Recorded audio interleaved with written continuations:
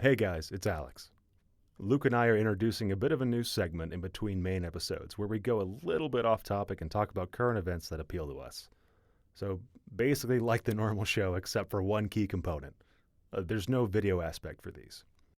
The benefits of just recording the audio lets us release these in a bit more of a timely manner, and we can talk about current events a little bit quicker. We plan on calling these segments Fireside Hearths, and if you're listening to us on the podcast format on iTunes or Spotify, this won't affect you at all. Thank you.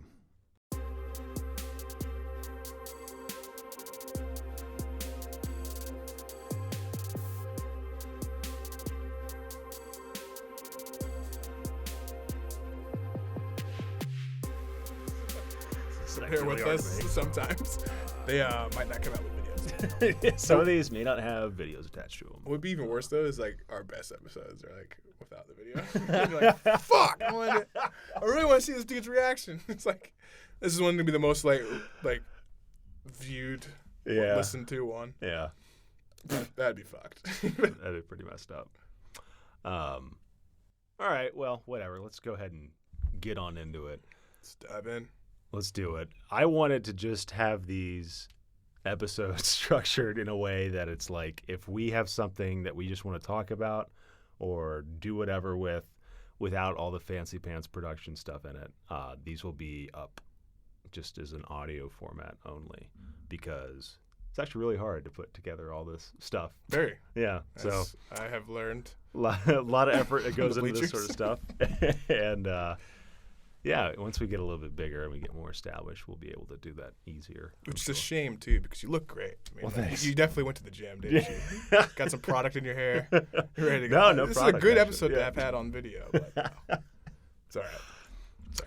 All right, so I've been wanting to talk to you a little bit about this guy on YouTube, and I have seen his name pop up a few times in the past, let's say, month or two, and usually it's always around like bad things happening in real life to him. And okay, so who I'm talking about is this guy named Etika. Etika, sorry. His name is like Desmond Omafa is his real name. Desmond Omafa.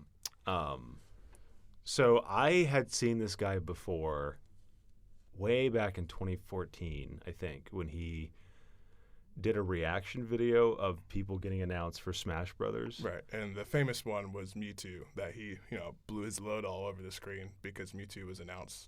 Is that for Smash Wii U? Literally, or is that for? I think it was both. Because I don't know anymore. Have you seen the video? No. You should watch it because it is. At the time I saw it, I was in the IU library when it was finals. And I had been a subscriber to him for 2 years at that point. And I started subscribing him in 2012, and this is 2014. And I saw it because it was just trending, and I was like, okay, half this has to be for for the TV or for the YouTube. Like you can't be genuinely that excited for a character. Yeah. But this dude, after so I've been following him for 2 years, but I still thought that about him. But then the more and more I watched him, even after those 2 years and after that announcement, the more I realized, like, no, this dude's invested in this franchise. Like, this is his life. He loves Nintendo. Everything about it. And this was before he was a Nintendo guy. It was more like he was like a news channel, but the whole joke on his channel was, I'm more than a news channel, even though his what's it called? Page was called Etika World Network. Okay. I just thought it was pretty, everyone thought that was a running joke. He's like, his first videos were like I showed you the subway thing. You didn't watch it probably, but I didn't know. That's a format. I guess he was like trying out to be a news anchor or something when he first started, and he had these like intros and stuff. It's pretty funny to go back and watch, but he calls it cringy. Even when he wasn't psycho, he'd be like, that's like the cringiest thing I've ever done was the subway video. Well, so I guess I just don't. So he was around before Smash Brothers was, I guess before Smash 4 was a thing, right? I think he started in 2011 or early 12. Okay. So was it, because I didn't really watch a lot. I still don't really watch a lot of like YouTube, and I don't watch YouTubers, but was it like something where he's like, hey, I found I found a hit here. Like I found my reaction videos to these things happening for this video game. You know, that's my ticket. That's what's getting me views. Right. Because at the time that I subscribed to him, he was about 200K. Uh-huh. And by the time he got kicked off for saying the N word too much, I guess. Is that why he got kicked? Originally, yeah. Okay. And he went to Twitch, and then after that, it just started going off the rails. But back to your point, I think after that, because then like Sakurai even saw it and commented on it. Did he really? Yeah. Wow. And then he's like, Daddy Sakurai. That's when that came to thing. He calls him Daddy Sakurai every time he referred to him. But I think he did see that, and he ran with it. And it's kind of similar to, I think, because at the time I subscribed to my two favorite so far still, kind of RIP to Etika, but Tyrone Magnus is another one that I started out when he was like at 200K or whatever. Now he's at 1.6 million. And he did that. He was doing all types of videos, right? He was doing like diet videos. He was doing like information videos. And then all of a sudden he started doing reactions. And they became a reaction channel. And so Etika did do that the same way Tyrone did that, to where it was like, yeah, these Nintendo videos, it was more Nintendo than reaction videos for the reveal trailers. But it was more like a lot of Nintendo guys feel the same way I do and are kind of weird and quirky like me, unlike like the PS4 players and stuff. We're all the gamers are kind of weird, but at the same time, like the Nintendo crowd's a little more, out there. Is that the stereotype? I didn't realize there were like these like little there's infighting between video game. I mean, I know there was like console wars, but like I didn't know that there was like stereotypes. Like, oh, you're a Nintendo fan, you must be a little bit more eccentric. No, you just see it. Than the rest. It's just see it. It's not like there's not like a label. It's just like an observation I've had is like they're just a little bit more out there with being weird, which is fine because Nintendo's identity is about being different, creative, and stuff like that. So it kind of fits with the fan base, and obviously they're doing well because of that mindset. But it is definitely what he did, 100%. So that's interesting to me. So he basically went from doing, were they sketches or were they just news? They were like pieces? Kind of like those information channels are now, to where like if something pops up in the news, he'll bring it up, and it'll be a video, a 5-minute video, 6-minute video. Kind of like what we're doing now. Right. But early on is when he was doing like full on, I'm a dress up, not sketch, but like performances, like as if he was doing like a school project. Right. Which is kind of weird. Well, I mean, I guess. And it became him in his boxers with his dick out. With his dick out. Okay, so I guess this is taking on a life of its own here. So I guess. That's what you do when you talk about Etika. It just goes left and right every which way. When did he get, as a subscriber, when did he get, so, because I see what's happening now, and I'm like, holy shit. Like, this is next level, very weird. He's getting, the police called on him for suicide, threatening suicide or self-harm. He's getting wheeled out in a stretcher. He's visiting, quote unquote visiting. He is paying visits to mental health places. He's whatever. So there's a whole rabbit hole that I went down on last night, and it was insane to me, to say the least. And I'm like, okay, so clearly there's an end point here with this sort of stuff. And I'm just wondering, how did you notice any kind of progression from like, hey, I'm just a dude doing reaction videos and calling Japanese developers daddy? Like, what was the natural? That's not what you do? No. What's the natural kind of progression here? Like, how did that work? I think about 8 months ago I saw the change. And 6 months ago is probably when he got kicked off of YouTube. But like the 8 months, like you start seeing a little different like type videos. Like he'd get flagged here and there for his videos. So he got kicked off of YouTube for saying the N-word too many times. It was weird. It was a very petty thing for YouTube to do, I'll admit, because every channel has inappropriate content almost. Yeah. Especially in that community, and for them to do it for that, I think that was like he says it all the time, one. So his whole channel should have been like gone by 400K. And then another thing is, like, they don't get rid of all the songs on YouTube.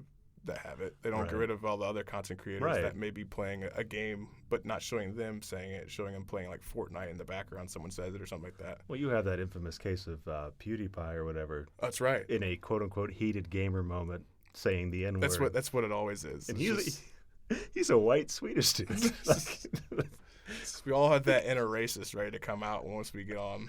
It's like Thor in Endgame, man. He was a nice guy the whole way through and through in the MCU, and then plays a little Fortnite and screaming at a little kid. Oh, spoiler ban has been lifted by the Russos on Monday. It's fine. Yeah. If you haven't seen it, you suck a dick. All right, well, you heard it here first, folks.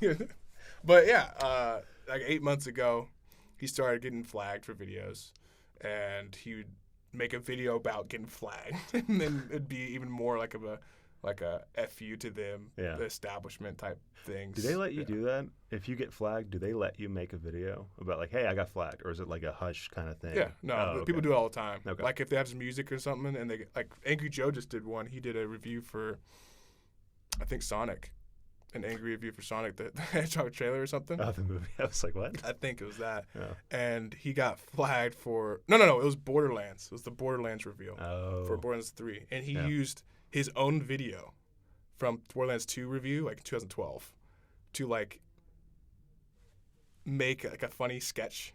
That he just like took that part of his original video and put it into his new video, and that video got flagged for having the 4 seconds of musical content that he used in his already still standing video from 2012. Okay. And he got flagged for it, and he made another video saying like, "What the hell? I got flagged for my own video for 4 seconds too." And it said like it got claimed. It didn't get flagged. It got claimed by another person. So Etika, And he's like, excuse me. Etika. Etika got Etika. flagged, and you saw that was sort of maybe the start of this He was losing it. escalation behavior or Right. something. Yeah, because he was losing. He was like, "This is bullshit," blah blah blah. And all of a sudden, he started making more videos, and then it started getting weirder with like. He was always kind of like a.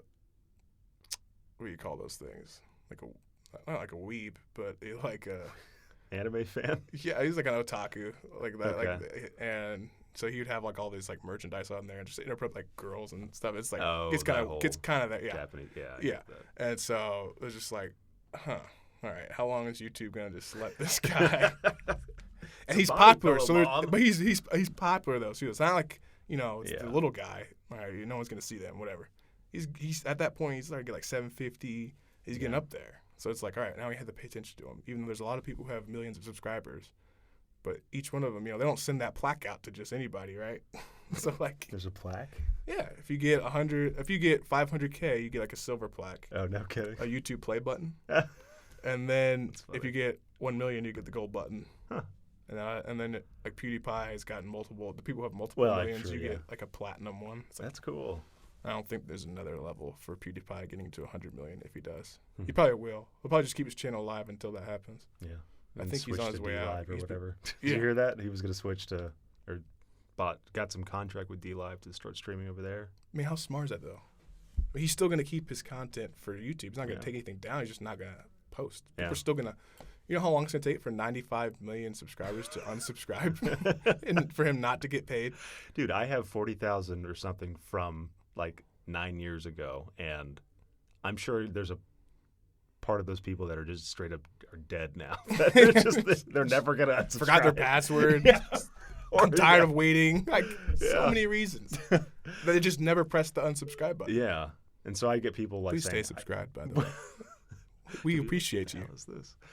So, I wonder, because I want to get back to that your observation stuff of how this escalated and how this is turning into this crazy thing for him. But I want to just interject here real quick. I wonder if there's some sort of correlation between,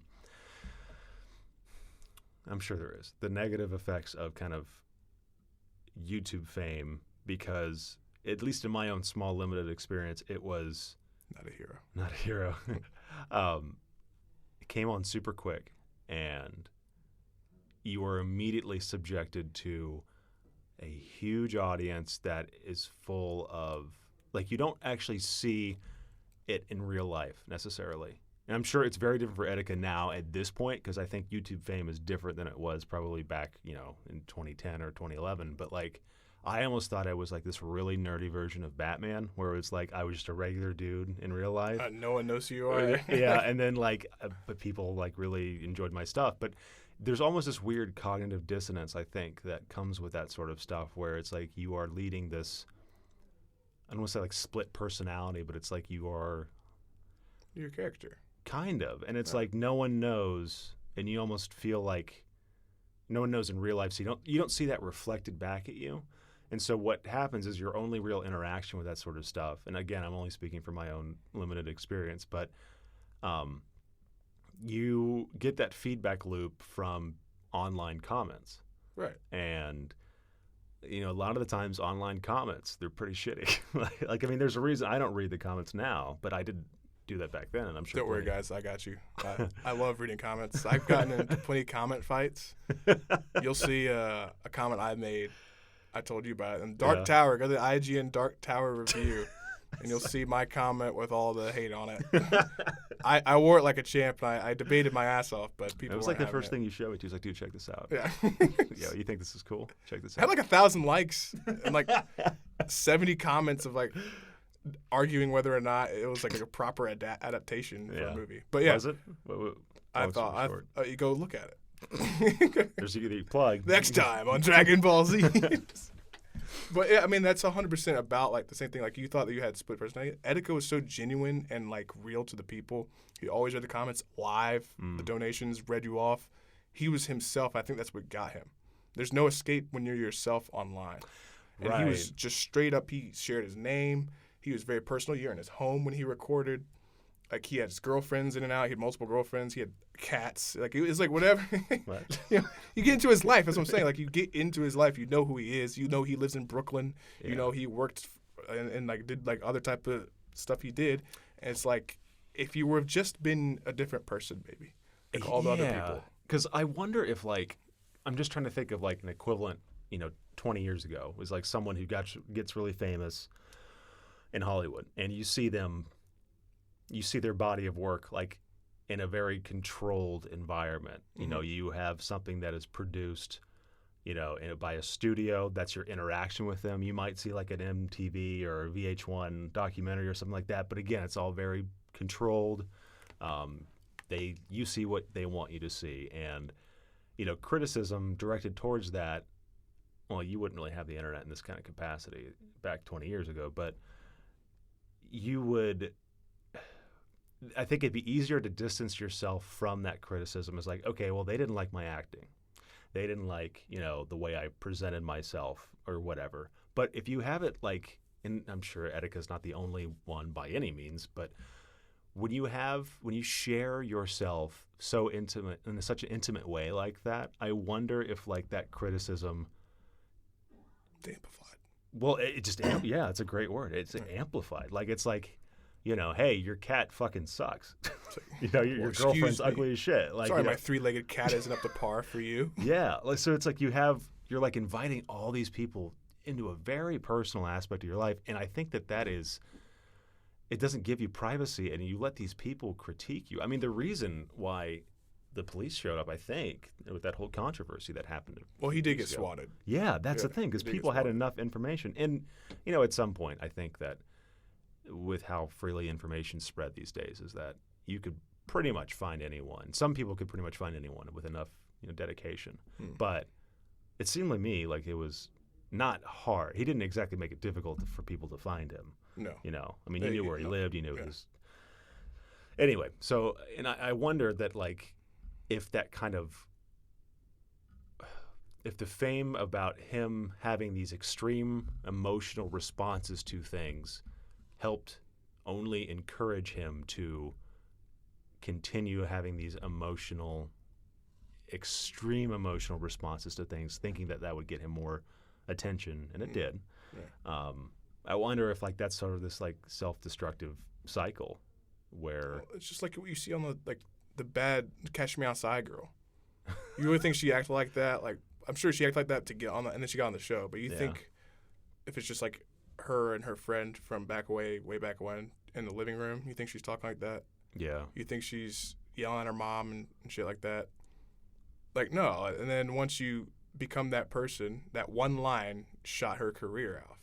And then all of a sudden she's a rapper, and all of a sudden she's got a personality, and all of a sudden it's like just millions of dollars for makeup, and it's just interesting because acting out got her a life.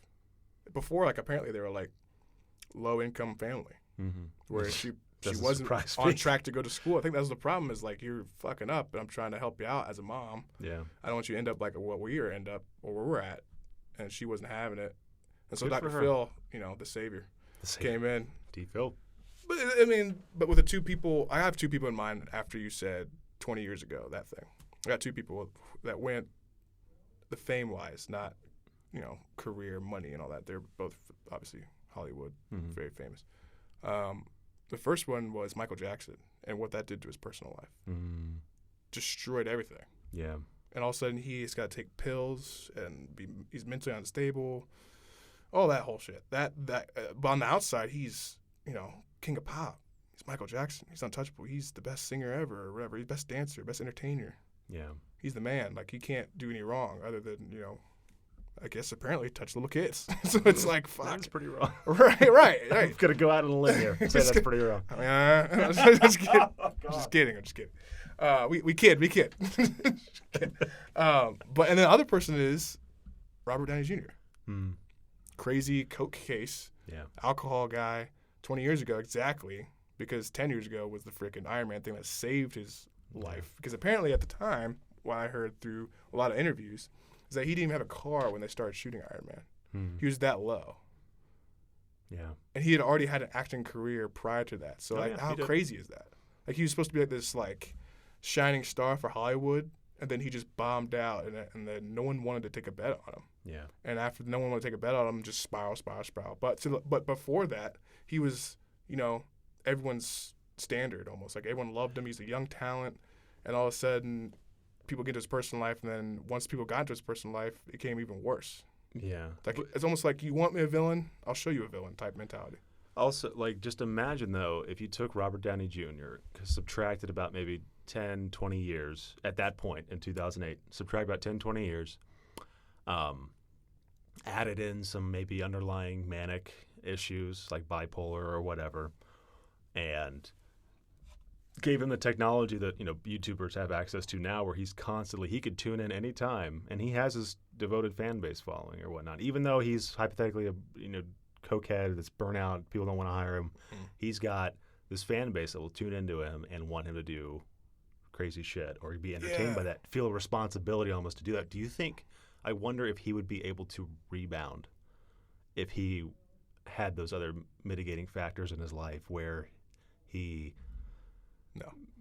Yeah, no. That's what I think too. It's the devil on your shoulder, man. Yeah. No, it's too accessible. I mean, it's like when old rock and rollers, they'd go do a set in Los Angeles or something. People obviously are there to appreciate their music, right? Mm-hmm. But then again, you'll have those people who just come specifically to get really good seats just to say you fucking suck, those people, or like the egg the bus and stuff like that. The same thing with sports and athletes and all that stuff. It's like, okay, back then you could be like, all right, well, I was just a couple out of it, whatever, and you can shake it off and move on. But it's like, if you can have access to like all the people who think that instead of just that one split in time, or maybe the spurts in time.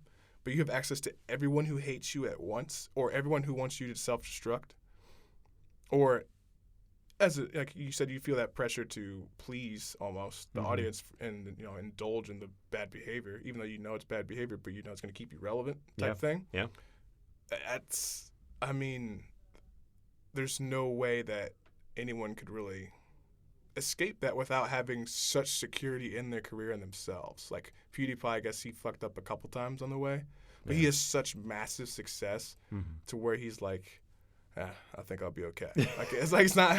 That's like the only way I think it could happen is if you're just a massive success like that. Well, I think also it takes a lot of discipline too, because I think someone who maybe needs that attention or that connection in that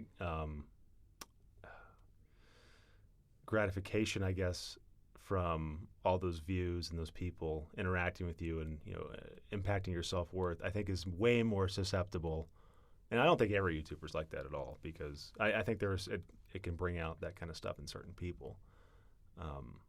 But yeah, I don't know. I think it's just difficult with But that sort of stuff. Not many stories come to the end point that you've come with at the theory that he's in a cult. You ruined it. I was going to lead up to that. But yes. Fine. Yes. That's fine. Yes. I mean, but so you go ahead and talk about that. All right. So crazy. that was the weirdest shit because I wanted to do some research on this. Last night I was texting Luke and I was browsing his subreddit and there was a post on there. It's like 2,400 upvotes. And the leading theory is that to explain all of this outlandishly crazy behavior, that Etika has been, for some significant time now, a part of a doomsday cult or something ridiculous like that. From Subway sandwiches to prophesizing the end.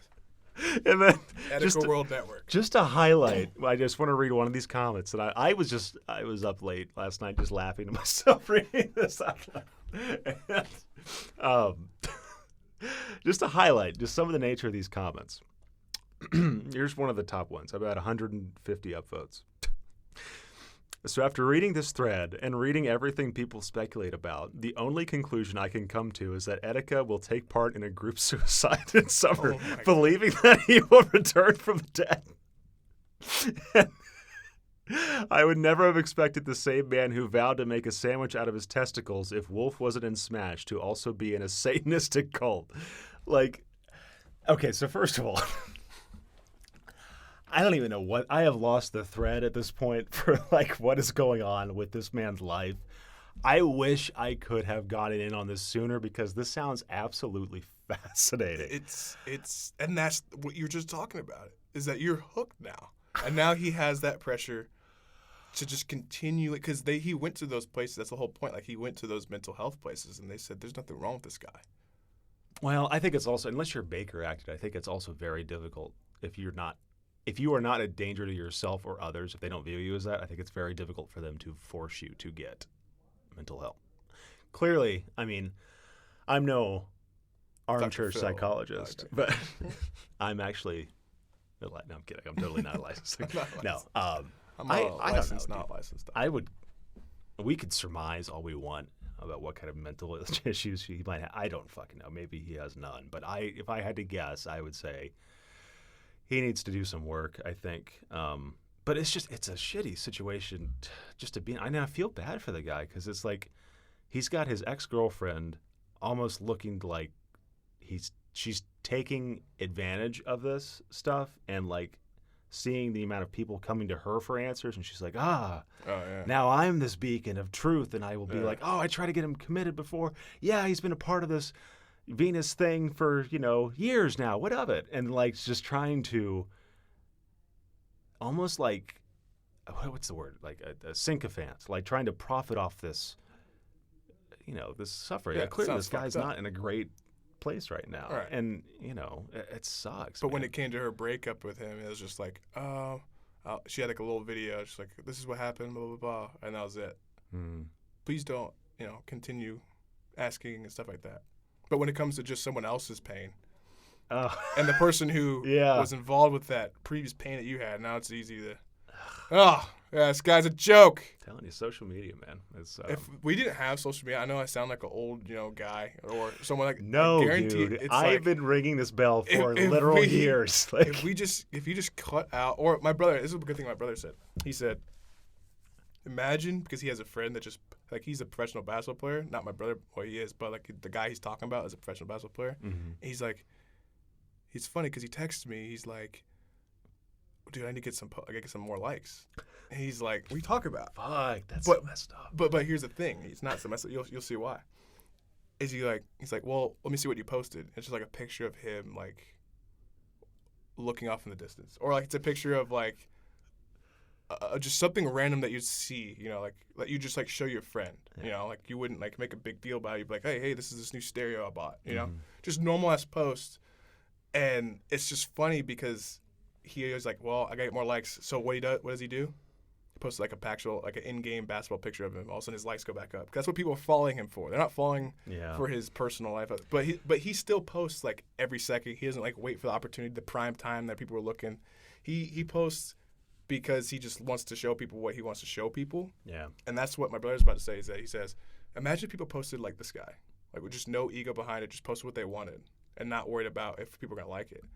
That social media would be so much more healthy. But because you're worried about, oh, is this going to get a lot of likes, you're going to post something that you necessarily like not really want to share with everyone, but feel like you're obligated to share with everyone. Instead of like, you know, oh, you know, blah, blah, blah. Because everything you see on Instagram now is like family pictures. Okay, pass. Hard pass. Terrible values. Hate those family-friendly values. It's always family pictures, sports, or just female bodies. Yeah.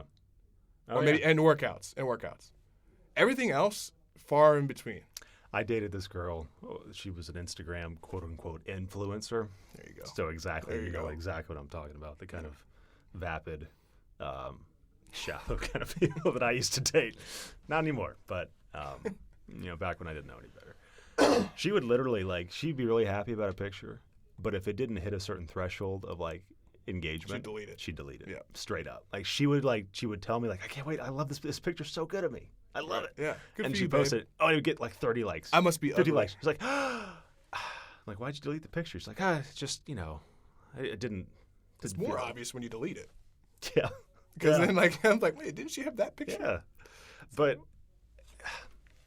Luke, I'm telling you, when you stop, not that you're on it a lot, but one of these days, in Facebook, old man Alex is going to get vindicated, and he's like, I told you all along. Dude, they are in I got a friend in Silicon Valley. It's common out there to have people raise their kids, quote unquote, naturally or whatever, without social media. See, I don't think you should not have it at all. I think things should be like Instagram is changing who can see likes. So only the person who posted can see how many likes you have. But when Zuckerberg and Facebook have found they are literally on record talking about this kind of stuff, that they found that they get more interaction from people when they see stuff, more Other engagement with people posts that are negative. That are negative. That there's some sort of number out there where people are more likely to go out and interact with posts that are shown to them on their homepage that are negative. People love throwing kerosene on the fire, man. They love it. Yes. And I was like, what is that doing as a whole? When even the people that are at the forefront of this technology movement are not only giving admitting you to the it, data. but hey, my kid, I don't let him have an iPad. I don't let him do any of that stuff. Thanks. So I'm like, well, great. So I guess we're the test subjects out in the Midwest to see how it just messes up our society. That's fine. You got people to spare. You got nothing out there. No civilization. All these flyover states. I mean, come on. Anyway, sorry, we got off track. Or did we? I think that was it's a common occurrence on the Fireside. Yeah, we have fun though. So I think I wish that I had been following this Etika stuff more, because it's been fascinating for me. Even though, you said earlier, it was an interesting point that now that I saw this cult stuff, I'm tuned in. I want to see what happens next. Mm-hmm. But think about that. I mean, I have no ill will, but it's almost like watching a train crash in a sense. I'm trying to imagine someone else in my position that kind of found this stuff as organically as I did, where it's oh shit, he's in a cult now. He's not admitting it or whatever.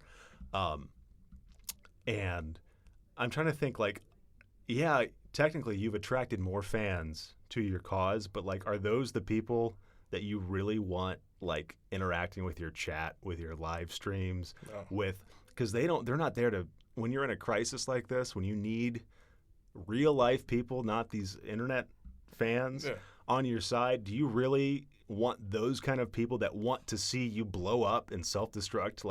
Yeah, you get more engagements. Yeah, you get more, likes or shares or whatever, but these people are not the ones you want in your corner, I feel like, you know? And even Etika tweeted about it or something. He was like, I get not 9 years or whatever on YouTube, and this is what I get from he's reaching out for help, I guess, from his fans. He's like, this is what I get for y'all. I don't love it. I don't love y'all anymore and stuff like that. Yeah. And it kind of makes sense what you just said. It's well, none of them were really there to help you. Yeah. They're here to watch you. Yeah, that's the thing too, because they're here to see what you did next. You feel and I read this thread about the cult or whatever, and there was people just thinking that he was like a close friend of theirs almost, which to me, I don't quite understand that. I mean, I get how you can kind of reach that conclusion if you were younger, maybe like a teenager or something, and you kind of have this very one-sided relationship with a YouTuber that you don't really know. But I think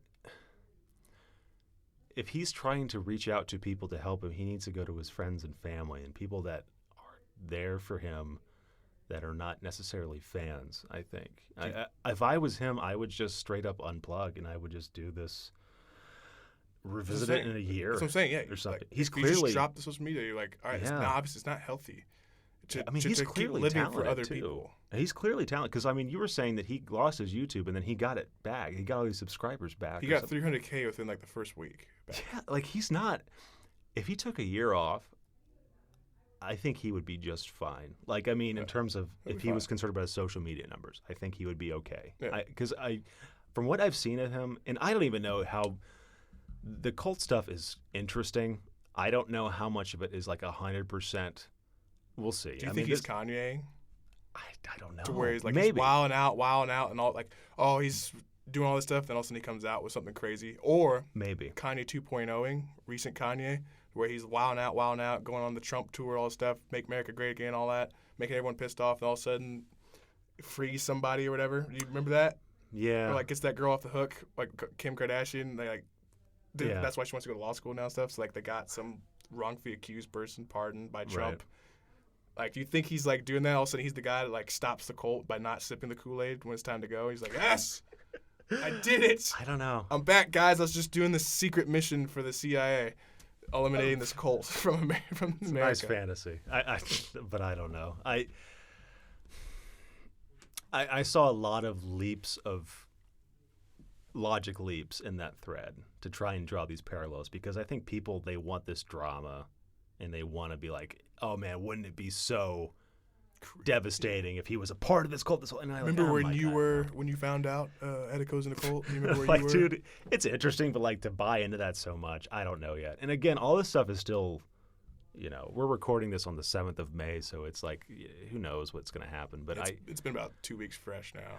What I do know that's happened is recent that hecticness. He was arrested, dragged out of his apartment in a very kind of scary kind of confrontation. I saw that video on YouTube, after it was uploaded off of Instagram, and it was kind of scary. Like I knew how it ended because it was on YouTube, and clearly didn't die, but I can't imagine watching that without knowing how. So, God, because you never know his flight or. I mean, the officers weren't overly aggressive, right? Let's just give him that credit. Yeah. But at the same time, you don't know Etika's fight or flight response. Yeah, I mean dude, I would be I'm a big guy. I'd be terrified. He's 6'5". He's just like he's 6'5". Etika's 6'5". He's kind of skinny though. I mean, he's pretty built. Does he even lift? I don't know. I mean, he didn't look like you. It looks like putting on casual 205, whatever that was, 250, whatever. It wasn't 205. I'll say that much. No, it definitely was 6'5" guy lifting 205. Wasn't 205. It's 250 on a fast. It's casual. And I've got long arms, so. What's your max? My max? It was probably 285, I think. Ooh, I got you, boy. Yeah, but you're shorter than me, though. Got you. Not by much, though. You're pretty tall, too. 4 inches. Yeah. 6'1". 6'1", tall, man. Now 6'1", 235. No kidding. And in the spring, my last year of ball, I got 315. Wow. Twice. Jesus. So I don't know what my max is, but I got 315 twice. I'd be curious because ever since I stopped, I mean, I've been dieting, like, and losing weight. And that's what I want to do. For the past, I have no need to be big anymore. Yeah. For the past 5-6 months. And so it'd be fun when I get to my baseline. It should be around June or July when I can start trying to bulk again and just seeing how far I can go. Because I used to have this crazy mental block about lifting 2 plates, 245s, that I couldn't do it. Like something like psychological would just kind of prevent me from like doing it. As you're stacking them on? No, like when I actually start time to lift it, I would just like fail out. But then when I tricked myself and I put 145, a 25, and 2 10s on. I could do it, and I did it for reps. I'm like, oh shit! And then I went from 225 to 250 the next day once I broke that mental plateau, and then I kind of went from there. Then I started dieting, but. Yeah, you're definitely stronger than me in terms of that sort of stuff. But I need to get back in it. We should do some tutorial videos, workout tutorials. It's the second. What up, guys? The second channel, the digital The digital Swole gains. side. Digital gains. All right. Well, I'd like to keep people posted on this Etika stuff because I think it's. I would hate for it to turn into this very cautionary tale about what happens if you get too obsessed with YouTube fame and social media. From what I've seen of him, I like him. I think he's clearly he's a very talented guy. I wish that I hadn't been so dismissive of him initially when we first started talking about him a few months ago. Just thinking he was just this reaction YouTuber. Upon digging deeper, I saw that he's done a lot of cool stuff, and he's actually pretty funny. I mean, he's got a good natural sense of humor, and I wish him the best. I hope that he figures out what he needs to do, and just knows that he's young, he can take a break, and clearly he's not gonna lose that much. He has a good voice too, to where it's like he's very charismatic. Yeah. Almost dangerously charismatic. He started. So you're saying he's like a cult leader? He's. I'm just kidding. I don't know about that Venus stuff. That seems far fetched. The thread's on Reddit if you want to check it. But check that out. But yeah, and so I think, like you said, if he took a year off, no matter what, his fan base it'll remain. Yeah. And he's charismatic enough to rebuild. Mm-hmm. And like you said, he's talented. So it's just weird that he feels like he has to do all this stuff, because it's not like he's. I don't know if he still has his new YouTube channel. It's like Etika RTX or something, or RFX. It's like the new channel. It's not like that's gaining popularity. He's not posting. Yeah. I mean, it's not like his Instagram is blowing up because of this. He's just getting news about him. So like nothing. He's not gaining really much about it. Yeah. Just negative notoriety. Like it's kind of mind-boggling. Well, I don't know. We'll keep you guys updated, but I'm glad I got a chance to talk to you about that sort of stuff, because I think it's very interesting to see all that stuff now that we've had about almost a decade for this YouTube popularity stuff to really start to breathe. Yeah. And see where we all kind of land with that sort of stuff. It's interesting to see this stuff pan out, and I hope that what happened 2 weeks ago with him getting taken out in a stretcher and handcuffs. Screaming Joy-Con boys! Screaming Joy-Con boys. Yeah, because he started that. He started Joy-Con boys. Was the unfortunate crescendo or climax of that whole thing, and that it just gets better from here in terms of him being healthy and getting what he needs. And that's the thing, though. He shut down people who were his friends from before, though. That to me is he blocked them manic, on social media, stuff like that. The people who actually could talk to him. That to me is almost. What the hell?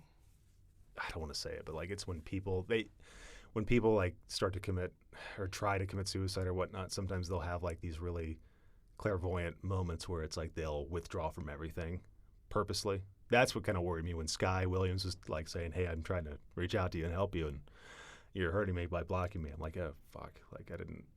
That was kind of nerve-wracking. Where it's that's usually when someone, in my experience, I've known someone that has done something drastic, I guess, when they know they're about to do that something, or whether it's suicide or whether it's acting out or whether it's doing something crazy. They know they're about to do something unhealthy, so they want to push people away to try and, I guess, help them or save them or whatever. But which it does make sense to us. I don't think it'll ever make sense. That's why it's an illness. Right. So you never know what you have to say in those moments. Etika, we love you. We hope you land on your feet. This comes from an OG subscriber. OG subscriber. Right over here. Right there. OG subscriber. Yeah. Wish all right. you well, take care, man. You can write in at contact@thedigitalfireside.com. We'll have some more time next time to read your emails. We just didn't get to it today. Again, we are on YouTube, Spotify, and iTunes at thedigitalfireside.com. Sorry about the no video this time. We're still kind of figuring out the kinks to it and juggling jobs and also doing this in the spare time. This is not our only gig. Not yet, but we'll see how it goes. But yeah, thank you guys, and take care of yourselves. And it's okay to unplug from social media every now and then. Except when you're listening to the Digital Fireside. Just that is when you can kind of just make sure that you share, subscribe. All right. Well, if you could go on to iTunes and give us a rating, it would help us out immensely. I would appreciate it. So would Luke. Yeah. Absolutely. And do something positive today. Yeah. Write a review for the digital. No, just kidding. No, do something in real life that's positive, man. Yeah. Don't don't fish for likes. Nothing good ever comes out of that stuff. But all right. Well, Luke, thank you for joining me today, man. Yeah, appreciate it. It's always a pleasure. Always a pleasure. Thanks for joining me. Oh, thanks, man. Not a hero.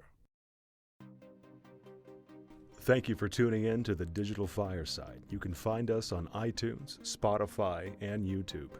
You can write in at contact@thedigitalfireside.com. We'll see you guys next time.